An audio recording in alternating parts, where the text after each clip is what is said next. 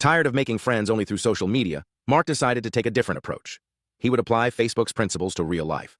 So every morning, he set out on foot, walking through town and engaging with strangers the way he would online. He stopped random people on the sidewalk to announce what he had for breakfast. He told them how he was feeling, whether excited, tired, or just a little hungry. If they kept listening, he'd share what he did last night, his plans for the afternoon, and who he planned to meet. To complete the experience, he carried a stack of printed photos and handed them out to passers-by. Pictures of his family, his dog, his lunch, his car, his backyard, and even a particularly well-seasoned steak he grilled last Sunday. Whenever he overheard a conversation, he'd jump in, nod enthusiastically, and give a thumbs up. "I like that," he'd say. And you know what? It worked. Mark already had 4 people following him, 2 police officers, a private investigator, and a psychiatrist.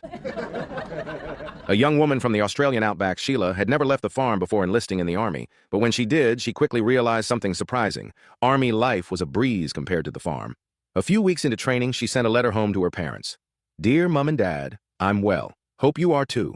Tell me big brothers, Doug and Phil, that the Army is better than working on the farm. Tell them to sign up quick smart before all the good jobs are gone. At first I struggled to settle in because, get this, you don't have to get out of bed until 6 a.m. Can you believe it? No cows to milk, no calves to feed, no hay to stack, nothing. All I have to do before breakfast is make my bed, shine my boots, and clean my uniform. I even get to have a hot shower with proper lighting. Unlike back home where you just hope the moon was bright enough to see the soap. Breakfast is a bit fancy. Cereal, fruit, and eggs. No kangaroo steaks or possum stew like Mom makes, though. You don't eat again until noon, by which time all the city boys are dropping like flies because we've been on a route march. Honestly, it's just like walking to the windmill in the back paddock. Now this bit will kill Doug and Phil with laughter. I keep getting medals for shooting. No idea why. The bullseye is the size of a possum's bum. It doesn't move, and it's not firing back at you, unlike Old Man Johnson when our scrubber bull got into his prize cows before the Eka show last year. And get this, you don't even have to load your own cartridges. They come in little boxes, all neat and tidy. Plus, I don't have to steady myself against the roll bar or the roo shooting truck when I fire. Too easy. Sometimes we have to wrestle the city boys for training. I have to be real careful, though. They break easy. It's not like wrestling Doug, Phil, Jack, Bori, Steve, and Musa all at once after a muster. Turns out I'm not too bad at boxing either. In fact, I'm the best in the platoon. Well, except for this one bloke from the engineers. He's 6'5", 15 stone, and built like 3 pick handles strapped together. As you know, I'm only 5'7" and 8 stone wringing wet, but I held my own until the other blokes carried me off to the boozer. So yeah, can't complain about the Army. Tell the boys to get in quick before word gets around how good it is. Your loving daughter, Sheila.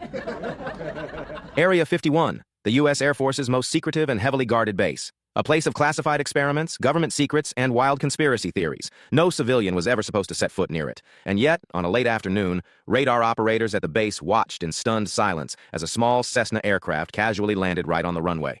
Within minutes, armed military police swarmed the plane, yanked the dazed pilot from the cockpit, and dragged him straight to an interrogation room. The pilot, wide-eyed and sweating, swore up and down that it was all a mistake. "I took off from Vegas," he explained. "I got lost, ran out of fuel, and this was the only place I could land." The Air Force wasn't convinced.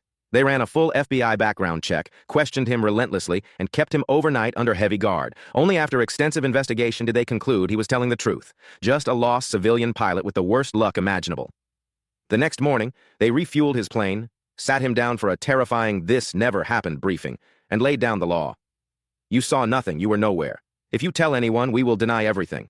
If you breathe a word of this, you will spend the rest of your life in a deep, dark hole. Vegas is that way. Now, get out!" The pilot, still shaken, nodded furiously, took off, and disappeared over the horizon. Crisis averted, or so they thought. The very next day, to the total disbelief of the Air Force, the same exact Cessna appeared on the radar again, heading straight for Area 51. Alarms blared, security forces scrambled, MP units stormed the tarmac as the plane touched down. Only this time, the pilot wasn't alone. A second person sat beside him, a sour, furious-looking woman with arms crossed so tight she looked ready to explode. As the MPs surrounded the aircraft, the pilot jumped out before they could yank him from the cockpit again. I know, he shouted, hands up in surrender. "You can lock me up, throw me in a cell, do whatever you want. Just please, tell my wife that I actually did spend last night at Area 51. In the heart of a war-torn city, 2 elite military units, one British SAS squad, the other a team of U.S. Marines, found themselves hunkered down together. With a rare moment of downtime, their commanding officers struck up a conversation. As seasoned warriors, both men had reputations that struck fear into recruits and enemies alike. But, as often happens when 2 elite forces cross paths, the discussion quickly turned into a contest of who had the toughest, bravest soldiers. The American Marine captain, arms crossed and a smug grin on his face, said, "My Marines are way braver than your SAS lads." The British SAS major raised an eyebrow. "I highly doubt that." "Oh yeah?" The Marine captain turned to his squad. "Watch this."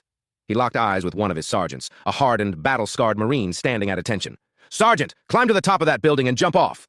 Without hesitation, the Marine snapped to attention, saluted, and bellowed, "Sir, yes, sir!" Without a moment's doubt or question, the sergeant sprinted into the ruined high-rise, charged up the stairwell, and launched himself off the top floor. The gathered troops watched in stunned silence as he plummeted to the ground with a sickening thud. Miraculously, he survived, though barely. As medics rushed in to haul him away on a stretcher, the Marine captain turned back to the SAS officer, his grin even wider. "Now that is bravery." The British major smirked. "Oh, is it?" He turned to his own men, his voice like thunder. "Private, climb to the top of that building and jump off." The SAS private, without missing a beat, frowned and shot back, "Sir, go screw yourself, sir." The major turned back to the stunned Marine captain, shrugged, and said, "Now that is bravery." A woman is bathing her 7-year-old son. The kid looks at his wrinkled back and asks, "Mom, is this my brain?" The mother replies, "Not yet, son, not yet." After decades of service, a retired Army general moved into a quiet apartment complex, ready to enjoy his well-earned retirement. But his neighbors quickly noticed a peculiar weekend ritual. Every Friday and Saturday night, without fail, the general would return home at 2 a.m., completely intoxicated.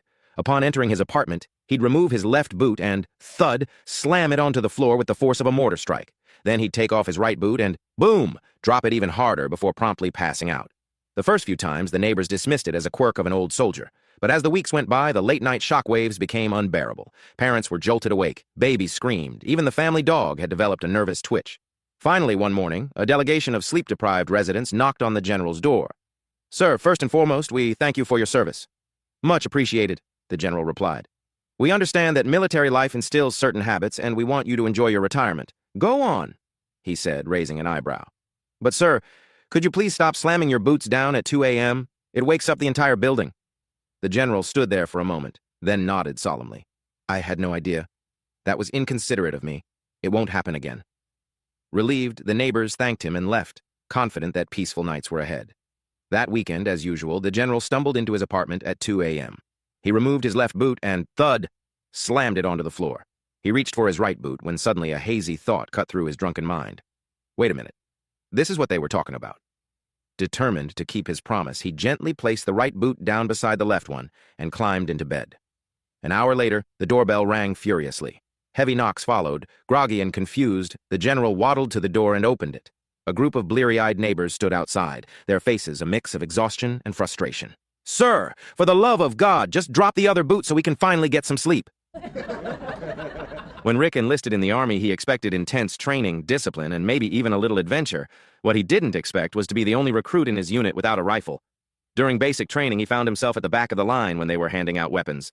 Just as the soldier in front of him received the last rifle, the sergeant looked at Rick, sighed, and handed him a stick. "Here," the sergeant said. "Just pretend it's a rifle." Rick blinked. "Pretend? Yeah, just point it and shout bangity bang bang bang."